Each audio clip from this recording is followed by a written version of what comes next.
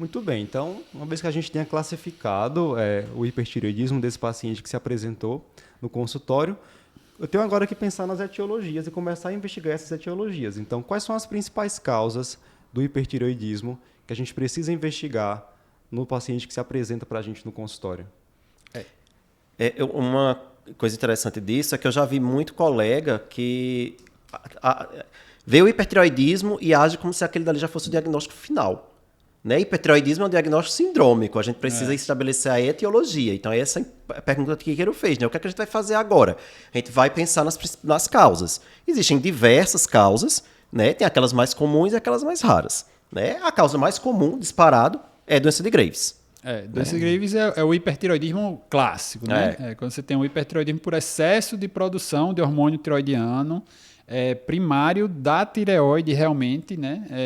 Tem aquela história da etiologia autoimune, você vai ter o anticorpo estimulatório, né? O TRAB, o antirreceptor de TSH. Aí o TSH ele estimula a tireoide, o TRAB vai ligar no mesmo receptor, fazer o mesmo papel que faria o TSH. Só que aí não tem a questão do feedback, não tem a regulação, porque ele está ligado no receptor e está fazendo aquele efeito estimulatório sobre a glândula, né? Essa aí seria a principal causa. E aí, claro, os hormônios tireoidianos T3 e T4 vai aumentar, vai fazer feedback lá em cima e o TSH vai cair. Isso. Mas o TRAB está lá, firme e forte, estimulando o tempo todo. O Luciano colocou uma coisa importante, que foi a história da classificação, né? Que a gente vê alguns autores trazerem aí, darem ênfase a essa divisão da tireotoxicose sem hipertireoidismo e com hipertireoidismo, né? Então, pensando em causas de tireotoxicose seria a expressão clínica do excesso de hormônios tireoidianos, não importa de onde eles vêm, né? O paciente tem lá taquicardia, perda de peso, tremores, enfim, tireotoxicose sem hipertireoidismo. A gente tem como exemplo aí o paciente que está fazendo uso de hormônio tireoidiano, por exemplo, né? Uso de T4, uso de T3, ou ainda o paciente que tem a tireotoxicose num contexto de uma tireoidite, porque ele tem destruição, né, inflamação tireoidiana, com liberação de hormônios pré-formados, mas ele não tem, de fato, hipertireoidismo, porque não tem aumento da síntese. Né? Exatamente. E aí, quando a gente passa para a tireotoxicose com hipertireoidismo, aí vem a doença de Graves, bócio multinodular tóxico, adenoma tóxico. Que aí é a história da doença de Plummer, né? Que é quando você tem um nódulo que está produzindo esse excesso de hormônio, né? De forma autônoma, né?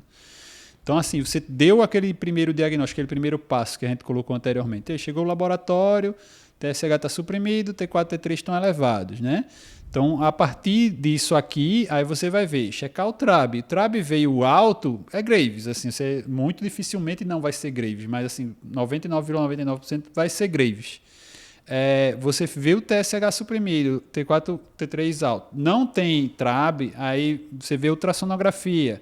Ultrassonografia tem nódulo, aí é cintilografia, para você avaliar se o nódulo é quente, se o nódulo é frio, se a glândula toda é quente, se a glândula é fria, porque isso vai ajudar nessa história da tireotoxicose, de uma tireoidite ou de outra causa para aquele laboratório ali de hipertireoidismo. Se você tem um hipertireoidismo, você tem um nódulo, né, e você ainda não definiu a causa como sendo a doença de Graves, que é a principal, aí a gente pode pensar na segunda causa aí, logo depois da doença de Graves, que são justamente os nódulos autônomos. Né? Quando o Luciano falou nódulo quente, é exatamente isso. É um nódulo hiperprodutor.